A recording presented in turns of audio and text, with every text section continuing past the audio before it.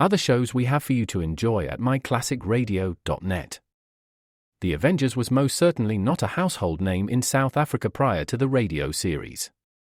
With no national television service until 1976, the mechanism simply was not present in the country to show television programs to mass audiences. While many other countries reveled in the filmed adventures of John Steed and company, South Africa was not equipped to join in the fun. The series took Britain by storm and made a major impression in the American markets, being that greatest of rarities, a British series given a network transmission slot. However, as a filmed series, rather than a videotaped one, The Avengers was able to gain a modicum of exposure in South Africa through film rentals. Come and listen at myclassicradio.net. Mr. and Mrs. Lockhart have been to Europe. That is, Mrs. Lockhart took Mr. Lockhart. They are now homeward bound.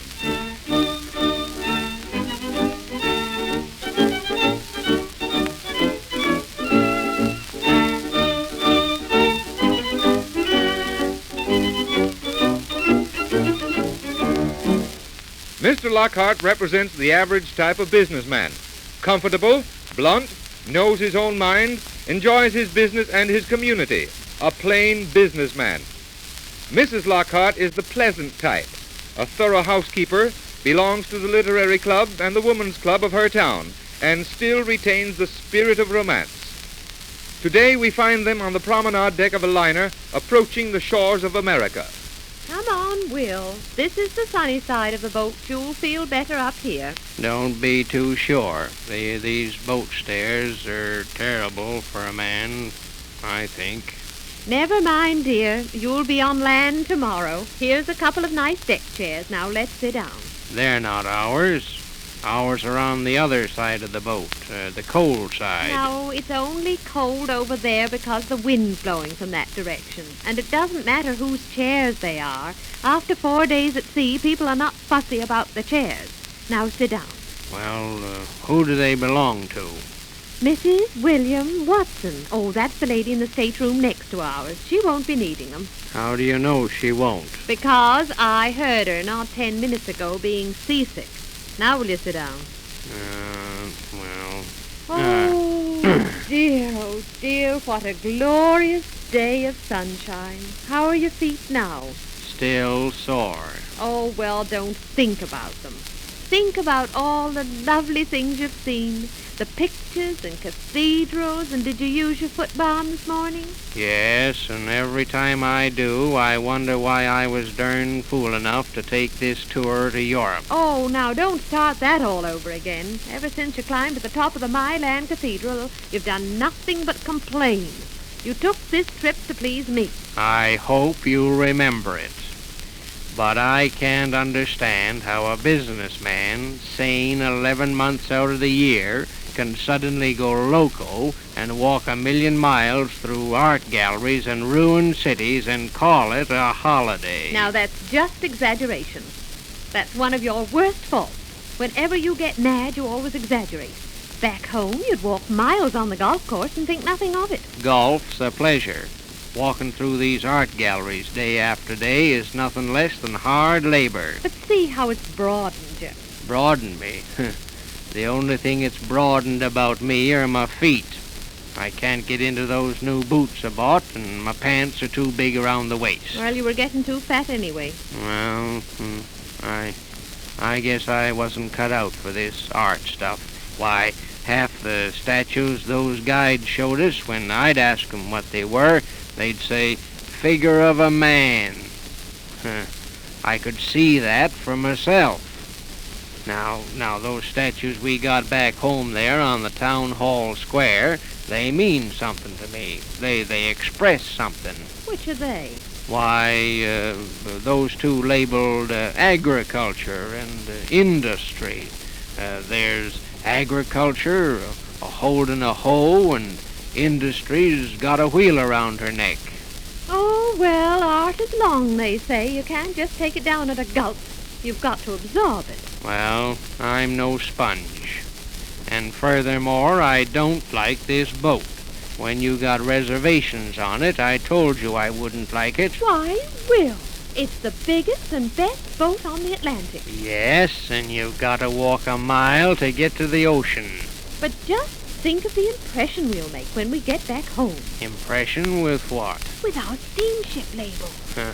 And look at the passenger list. Why, half of them are millionaires. Yeah, that's another trouble.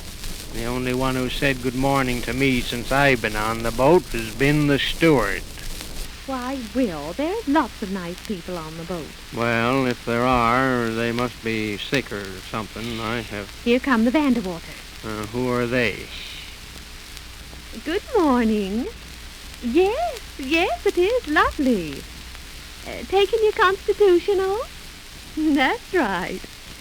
Oh, no, he's just resting. Well, goodbye. Now, they're nice people. They come from Chicago.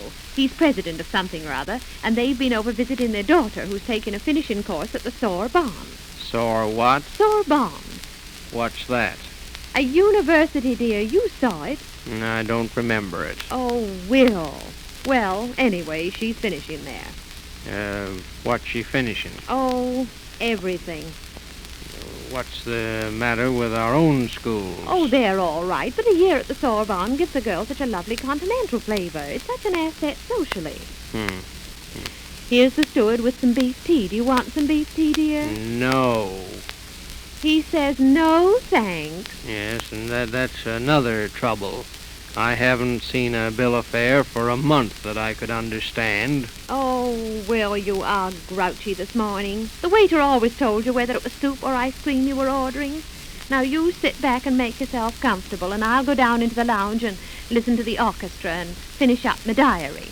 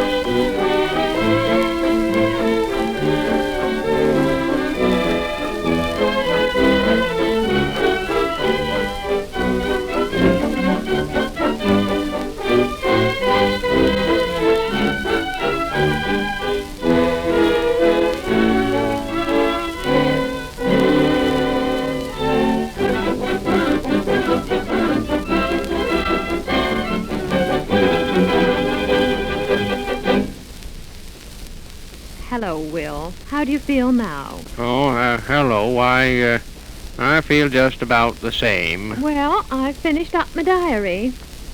You know, I've promised to speak at the club next week on my impressions of Europe. Oh, well, don't forget to tell them about that little mannequin statue that we saw in Brussels. I don't know how it is, but you seem to remember the things you should forget, and you forget the things you should remember. Well...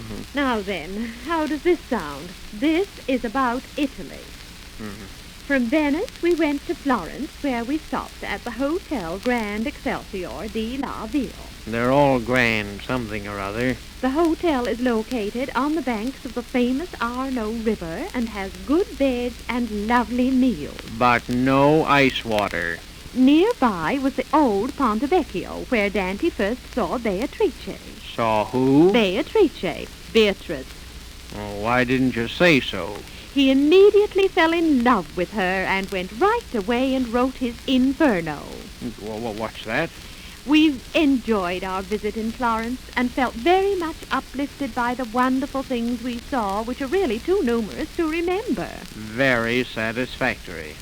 From Florence, we went to Rome, where we saw everything of importance, including the famous Apollo Belvedere, which our guide told us was the most perfect specimen of man ever sculpted.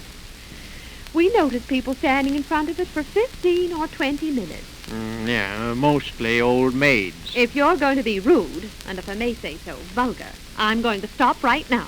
Well, since I paid for this trip to Europe, let me give you my impressions of it, which consist of a loop-the-loop, a scenic switchback railway, and a hodgepodge of guides, galleries, tips, trains, porters, sore feet, spoiled digestion, and an empty pocketbook. Will, I'm shocked. Now listen, my dear. We've been together for many a year, and I think I know you fairly well. Now fess up.